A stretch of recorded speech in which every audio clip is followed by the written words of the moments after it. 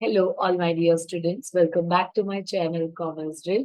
मैं हूं निकिता मारू और आज हम देख रहे हैं standard 12 book keeping and accountancy का चैप्टर नंबर 3, जिसमें हम देखेंगे steps to solve admission of partner के साथ। ठीक है।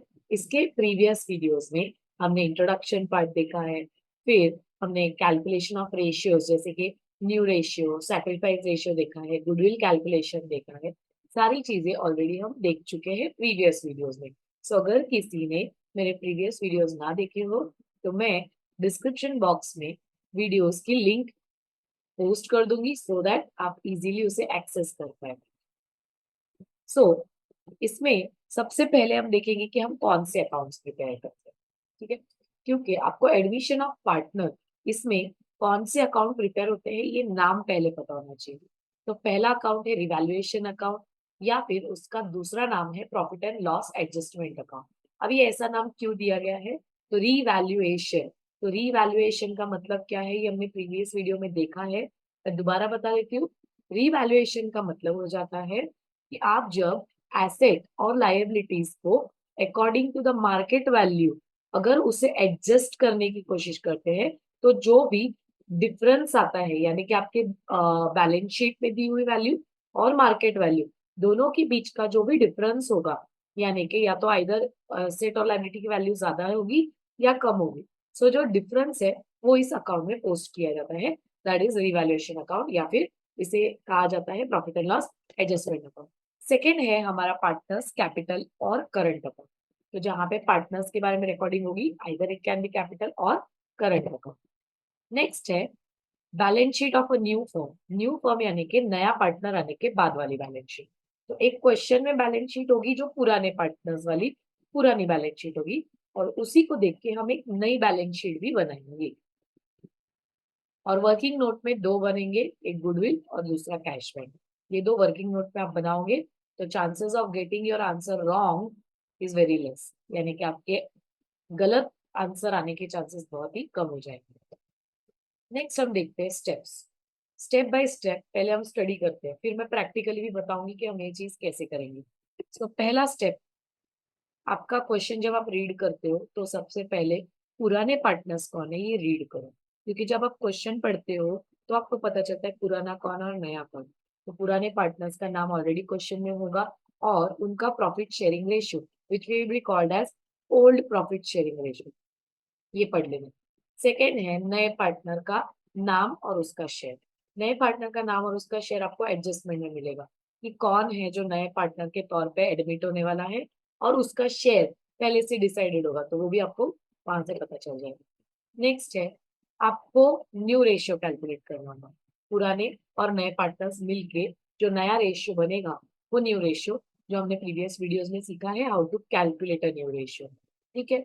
लेकिन न्यू रेशियो सारे सम्स में जरूरत नहीं पड़ती है। तो जिस सम में आपको गुडविल को राइट ऑफ करना होगा तो राइट ऑफ ऑल पार्टनर्स में होता है, तब आपको न्यू रेशियो की जरूरत पड़ेगी। अदरवाइज आप न्यू रेशियो ना निकालो तो चलेगा। sacrifice ratio. So definitely sacrifice ratio is also calculated when needed. इसका मतलब है यूजुअली sacrifice ratio हर क्वेश्चन में कैलकुलेट होता है, पर एक लॉजिक है यहाँ पे कि जब आपके क्वेश्चन में न्यू रेशियो पहले से अगर नहीं दिया गया है तो आपका ओल्ड और सैक्रिफाइस सेम आएगा, और अगर आपको क्वेश्चन में न्यू रेशियो दिया है तो ओल्ड और सैक्रिफाइस अलग आने के पूरे पूरे चांसेस होते हैं। तो आपको डिसाइड करना होगा कि कब सैक्रिफाइस रेशियो कैलकुलेट करें और कब ना करें। ये हम आने वाले सम्स में इजीली देख पाएंगे। नेक्स्ट है mark all the adjustments of assets and liabilities in the old balance sheet. आप जैसे जैसे एडजस्टमेंट पढ़ते जाओगे, एडजस्टमेंट की मार्किंग आपको पुरानी बैलेंस शीट में करनी है।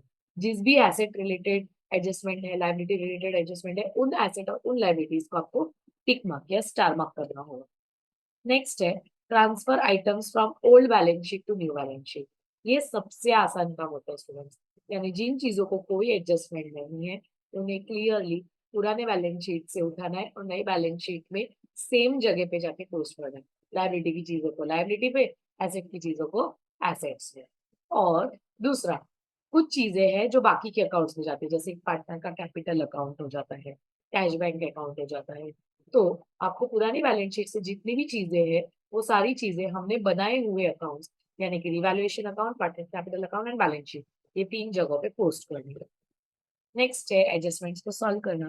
जैसे जैसे आप एडजस्टमेंट पढ़ते हुए सॉल्व करते जाओगे तो एसेट और लायबिलिटी की डिफरेंस वैल्यू आपको पता चलेगी। तो जैसे ही डिफरेंस वैल्यू पता चलेगी उसको पोस्ट कर दीजिए एंड लास्ट में टैली कर दो। तो टैली में आपका पहला अकाउंट जो क्लोज होगा वो है रिवैल्यूएशन अकाउंट। उसे बंद करके जो भी प्रॉफिट या लॉस आएगा वो बटेगा कितने पार्टनर्स में, तो ये क्वेश्चन आता है। तो एडमिशन, रिटायरमेंट, डेथ, ये तीनों चैप्टर्स में आपको एक वर्ड याद रखना है, that is profit and loss on revaluation is distributed among old partners। Old partners ये याद रखना है। तो यहाँ पे एडमिशन में ओल्ड पार्टनर क्वेश्चन में जितने होंगे उनमें ही ये रिवैल्यूएशन का प्रॉफिट बटेगा और जैसे ही आप उसे बांट दोगे उसे कैपिटल अकाउंट में भी ट्रांसफर करोगे। सेकेंड बंद होगा कैपिटल अकाउंट। तो कैपिटल अकाउंट बंद होगा तो अब आपके पास जब कैपिटल अकाउंट बंद करोगे तो बैलेंस मिलेगी और अब आपको बैलेंस मिलेगी 2 की जगह 3 पार्टनर्स की, क्योंकि 2 पुराने थे और एक नया। तो अब आगे कंटिन्यू होगा 3 से और जो आंसर आएगा उसे बैलेंस शीट के लायबिलिटी में पोस्ट कर दीजिए और बैलेंस शीट के लायबिलिटी में पोस्ट करने के बाद आपको बैलेंस शीट टैली करना और बैलेंस शीट टैली नहीं होगा। क्यों? क्योंकि आपने वर्किंग नोट में कैश बैंक और गुडविल ये 2 अकाउंट बनाए होंगे, तो ये 2 अकाउंट पहले क्लोज करने हैं, फिर उनमें से जो बैलेंस आएगी वो बैलेंस शीट में आपको डालनी है एंड देन आपका बैलेंस शीट जाके टैली करना है आपको। ठीक है, तो यहाँ पे पहले आप कैश बैंक अकाउंट बंद करोगे, कैश बैंक अकाउंट बंद करके जो बैलेंस आएगी वो बैलेंस शीट में डाल दो। नेक्स्ट में दिया है गुडविल अकाउंट बंद करोगे। अगर गुडविल अकाउंट बंद करते टाइम वो टैली हो जाता है, अपने आप क्लोज हो जाता है, तो वो बैलेंस शीट में नहीं जाएगा और अगर उसमें बैलेंस कैरीड डाउन आता है तो वो बैलेंस शीट में जाएगा एंड लास्ट में बैलेंस शीट को टैली करेंगे। सो ये कुछ स्टेप्स है जो हम फॉलो करेंगे। अब इसे हम प्रैक्टिकली भी देखने वाले हैं। सो यहाँ पे आपको क्या करना है, तो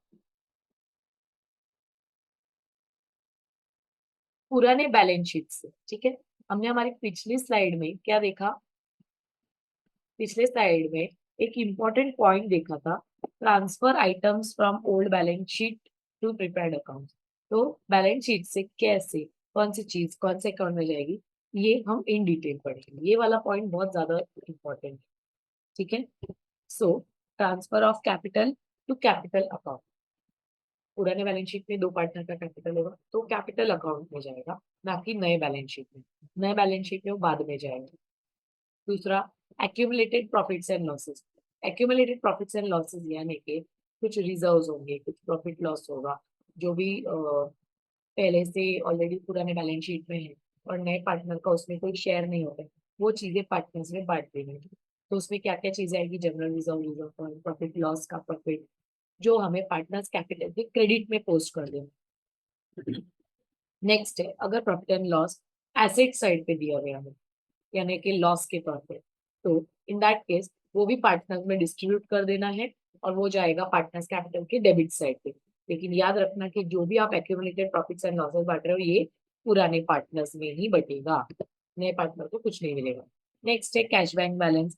तो जो कैश बैंक होगी तो पुराने बैलेंस शीट से हमने वर्किंग नोट में जो कैश बैंक बनाया रहेगा वहां पोस्ट कर दो बैलेंस ब्रॉट डाउन करके। फिर बाकी के जो एसेट लाइबिलिटी है, बाकी के जो एसेट लाइबिलिटी है वो पुराने बैलेंस शीट से नए बैलेंस शीट में जाएंगे। लाइबिलिटी की चीजें लाइबिलिटी में, एसेट की चीजें एसेट में।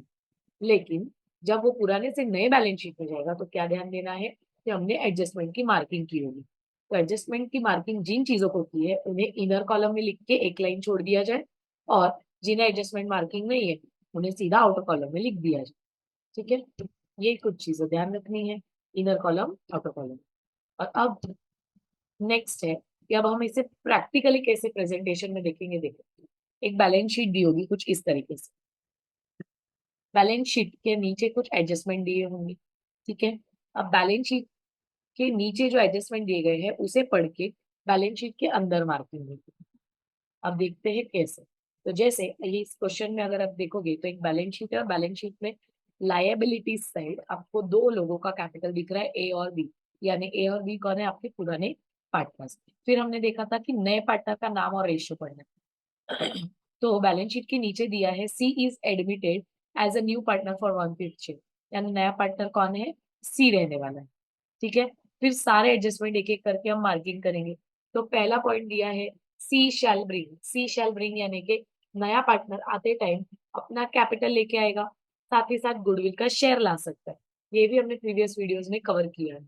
सेकेंड पार्ट दिया है एसेट्स वे रीवैल्यूड। एसेट्स वे रीवैल्यूड यानी कि कुछ एसेट है जिनकी वैल्यूएशन बदली है, जैसे कि बिल्डिंग दिया है और फर्नीचर दिया है। तो जैसे ही आपने पढ़ा, बिल्डिंग को और फर्नीचर को इस तरीके से टिक मार्क कर देना है बैलेंस शीट के अंदर, क्योंकि इन्हें एडजस्टमेंट है।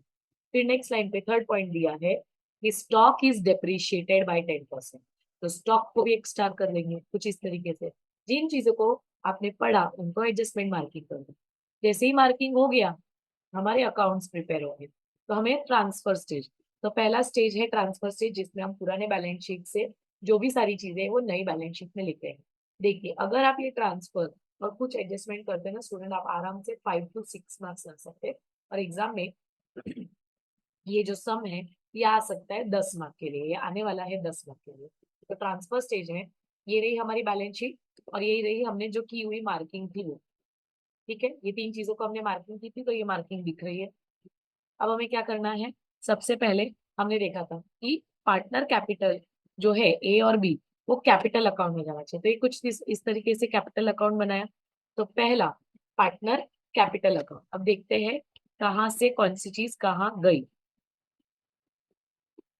तो यहाँ पे देखो, दूसरा बनेगा कैश अकाउंट। तो कैश अकाउंट कुछ इस तरीके से बनाया जाएगा।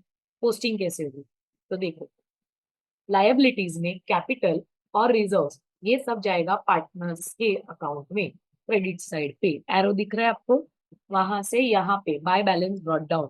तो बैलेंस का मतलब है ये कैपिटल बैलेंस है। और देखिए, ए और बी में ही अमाउंट का एंट्री किया गया। फिर जनरल रिजर्व, जनरल रिजर्व हो, रिजर्व फंड हो या प्रॉफिट एंड लॉस हो, तो ये जो भी होगा ये पुराने पार्टनर्स में ही बांटना है हमको। तो साथ ही साथ एसेट साइड पे भी एक प्रॉफिट लॉस है, अगर ये है तो ये पार्टनर्स अकाउंट के डेबिट साइड पे जाएगा। नेक्स्ट, कैश बैंक है तो कैश बैंक अकाउंट के डेबिट पे जाएगा, टू बैलेंस ब्रॉट डाउन करके, क्योंकि ये ओपनिंग बैलेंस है। फिर नेक्स्ट, ट्रांसफर एंड एडजस्टमेंट, यानी अभी भी कुछ चीजें ट्रांसफर करनी है और साथ ही साथ एडजस्टमेंट भी करना है। जैसे ये हमारा क्वेश्चन था, हमने मार्किंग की थी स्टार मार्क, और फिर नई बैलेंस शीट भी बनाएंगे। तो नई बैलेंस शीट कुछ इस तरीके से बनेगी। अब पोस्टिंग कैसे होगी वो ध्यान दीजिएगा। और रिवैल्यूएशन अकाउंट में भी सेकेंड इफेक्ट कैसे दिया जाएगा। तो सबसे पहले जब रिवैल्यूएशन अकाउंट बनता है, तो रिवैल्यूएशन के डेबिट साइड पे देखो ए और एल आ गया, आपको दिखता रहेगा। और ये ए और एल के बाजू में आएगा एरो, यानी रिवैल्यूएशन के डेबिट में एंट्री कब होती है, जब एसेट की वैल्यू कम होगी और लायबिलिटी की वैल्यू बढ़ेगी। और वही क्रेडिट साइड पे कब एंट्री होगी, जब एसेट की वैल्यू बढ़ेगी और लायबिलिटी की वैल्यू कम होगी। तो बस इन चीजों का ध्यान देंगे कि यहाँ पे सिर्फ और सिर्फ डिफरेंस वैल्यू आनी चाहिए। डिफरेंस यानी कि पुराना और नए वैल्यू के बीच का जो डिफरेंस रहेगा वही यहाँ पे पोस्ट होगा। अब देखते हैं कैसे। तो सबसे पहले क्रेडिटर और बिल्स पेबल, क्योंकि क्रेडिटर और बिल्स पेबल को कोई भी स्टार मार्क नहीं था, तो स्टार मार्क नहीं है तो एज इट इज उसको पुराने बैलेंस शीट से नए बैलेंस शीट में लेके आना है, लायबिलिटीज से लायबिलिटीज में। बस इसको कॉपी पेस्ट करना है आउटर कॉलम में। जैसे ही आपने आउटर कॉलम में पोस्ट कर दिया, आपका मार्क्स फिक्स हो जाएगा यहाँ पे। 1 मार्क, हाफ मार्क, जो भी होगा अलॉटेड। फिर एसेट्स, तो जो सारे एसेट्स है वो सारे के सारे एसेट कैश को छोड़ के, क्योंकि कैश का हमने अलग अकाउंट बनाया है, तो कैश को छोड़ के हमारे एसेट है building, furniture, debtor and stock, इन्हें लाएंगे एसेट से एसेट में। पर लिखते टाइम क्या ध्यान दोगे कि जिन चीजों को एडजस्टमेंट है उन्हें इनर में लिखा, और जिन चीजों को एडजस्टमेंट नहीं है उन्हें आउटर में लिखा है और एक लाइन छोड़ दिया है। ठीक है, पहला एडजस्टमेंट क्या कहा गया है कि हमारा जो बिल्डिंग वैल्यू था वो एप्रिशिएट हुआ है। एप्रिशिएट हुआ है 10% या 10,000 से। तो यहाँ पे तो 10,000 हमने यहाँ पे प्लस कर दिया, और उसका सेकेंड इफेक्ट देखो, रिवैल्यूएशन के क्रेडिट में डाल दिया गया। क्यों, क्योंकि हमने देखा था ना एसेट की वैल्यू जब बढ़ेगी तो आएगी, तो जितने से बड़ी बस उतनी वैल्यू आनी चाहिए। फिर नेक्स्ट है फर्नीचर के बारे में। तो फर्नीचर के बारे में भी क्या कहा था कि उसकी नई वैल्यू है 20,000। तो 20,000 15 से 20 हुआ, इसका मतलब क्या, 5,000 से बड़ा रहेगा, क्वेश्चन में था हमारे। ठीक है, 5,000 से अगर ये बड़ा है तो ये 5,000 की इफेक्ट आएगी क्रेडिट साइड पे, क्योंकि यहाँ पे भी एसेट की वैल्यू बड़ी है। फिर नेक्स्ट है स्टॉक। स्टॉक की वैल्यू कम हुई है क्योंकि उन्होंने कहा था कि स्टॉक इज डेप्रिशिएटेड। तो डेप्रिशिएटेड बाय 10%, तो 12,000 का 10% आया 1200, और उसका सेकेंड इफेक्ट दे दिया रिवैल्यूएशन के डेबिट में, क्योंकि एसेट की वैल्यू जब कम होती है तो वो डेबिट में एंट्री होती है। इस तरीके से हमने आज के वीडियो में पोस्टिंग के बारे में देखा है। आपने इस वीडियो को एंड तक जरूर देखा होगा, ऐसा मैं होप करती हूँ। और अगर आपको इस वीडियो से रिलेटेड कोई भी डाउट है तो आप मुझे कमेंट बॉक्स में कमेंट कर सकते हैं। Thank you so much for watching this video till end. I will wait for your comments. Video अच्छा लगा हो तो लाइक कीजिए, शेयर कीजिए एंड अपने फ्रेंड्स के साथ देखिए, इस वीडियो को समझिए और चैनल को सब्सक्राइब करना ना भूलें। हम मिलेंगे नेक्स्ट वीडियो में सम्स के साथ, और वहां से आपको समझेगा कि हमने जो प्रैक्टिकली अभी तक पढ़ा है वही चीजें जब हम सम्स में करते हैं तो और ज्यादा आसान हो जाएगी आपके लिए। Thank you so much. Will meet in next video. Bye bye.